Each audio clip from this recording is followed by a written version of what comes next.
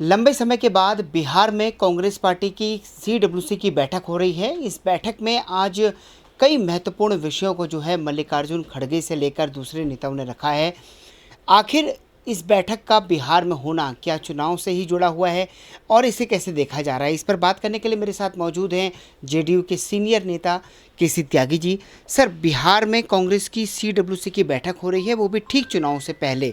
क्या आपको लगता है कि इसका फ़ायदा मिलेगा पार्टी को? देखिए, कांग्रेस पार्टी अब आरजेडी की बैसाखी बढ़कर के राजनीति नहीं करना चाहती। पिछले दिनों जो पदयात्राएं आयोजित हुई थी, कांग्रेसियों का ऐसा मानना है कि तेजस्वी यादव के मुकाबले ज़्यादा चमकीला चेहरा राहुल गांधी का था, और वो ऐसा भी मानते हैं कि तेजस्वी यादव के रहते जो वोट बैंक है वो एक सीमा तक सीमित हो गया है। उनका मानना है कि multi caste multi class party नहीं है, लिहाजा ये गठबंधन तेजस्वी के नेतृत्व में एनडीए गठबंधन पे भारी नहीं बैठता। तो वो अपनी भूमिका बढ़ाना चाहते हैं और अब वो अपना रिवाइवल भी चाहते हैं।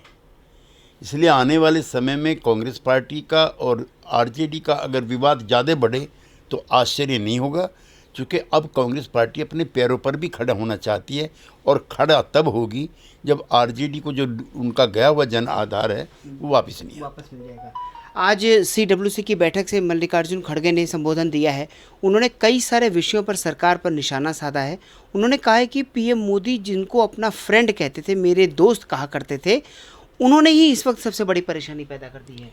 प्रधानमंत्री ने एक बार भी स्वीकार नहीं किया है कि भारत और पाकिस्तान के युद्ध की मध्यस्थता में श्री ट्रंप का कोई योगदान या सहयोग था, जबकि ट्रंप 1 दर्जन बार कह चुके हैं कि भारत और पाक का युद्ध उनके प्रयासों से रुका था।